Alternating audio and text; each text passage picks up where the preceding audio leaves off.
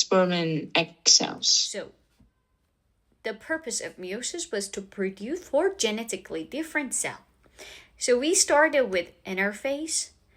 Then we had the first meiosis, prophase, because we said that first we're going to have the reduction of the division. Then metaphase. After that, you're going to have anaphase, the first phase. Don't forget that. We are just talking about the reduction division. And after the anaphase, you're going to have telophase, the first telophase, and cytokinesis. But then we're going to move on, because still you've got the duplicated chromosomes.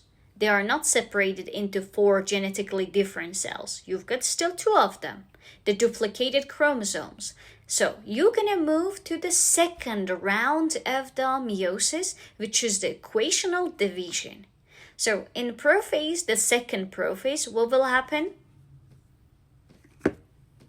No spindle forms in each haploid cell around the duplicated chromosomes. So if you remember, we've got the 2 new spindles. A new spindle forms each of the haploid cells around the duplicated chromosomes, as you see.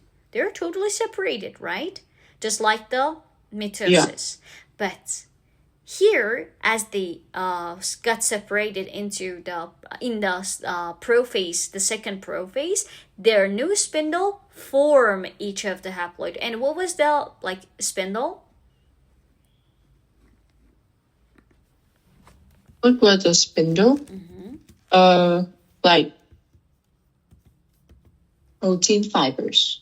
We said that, yes. They are the protein fibers and they are the membrane. Is that right? So it's a protein structure that is dividing the genetic material in a cell. And where does it happen? In the prophase, the second prophase. After the telophase first, you're gonna have, and the cytokinesis, you're gonna have the second prophase, which is a new spindle. That protein membrane would be forming in each of the haploid cells and around that duplicated chromosome.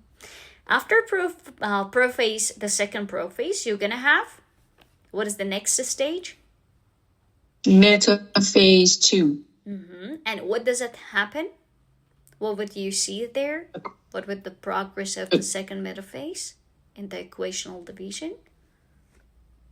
The chromosomes line up individually at the center of each haploid cell. So, as you can see the images, those chromosomes, they would line up just like the way it lined up. In previous one, you had 4 of them, but here you get 2 of them that is lining up individually at the center of each of its haploid cell. So they don't involve into each other. They are separated, but they're still there because they're getting for the second round of division. So here, again, the chromosomes, they line up individually at the center. And then they get ready for which phase? Anaphase. Exactly. 2. Which anaphase? Which anaphase? The first anaphase or the second anaphase? Anaphase 2. And what happens in anaphase 2? Sister chromatids separate and move toward opposite poles in each cell. So what is the difference between the first anaphase and second anaphase?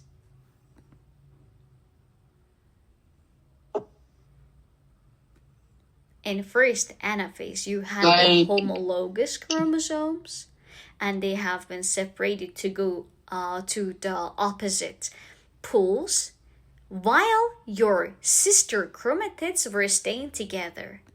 But in second anaphase, you've got your sister chromatids, which they have already been separated, and they are moving toward the opposite poles in each cell. Clear so far? Yes. And finally, what would happen?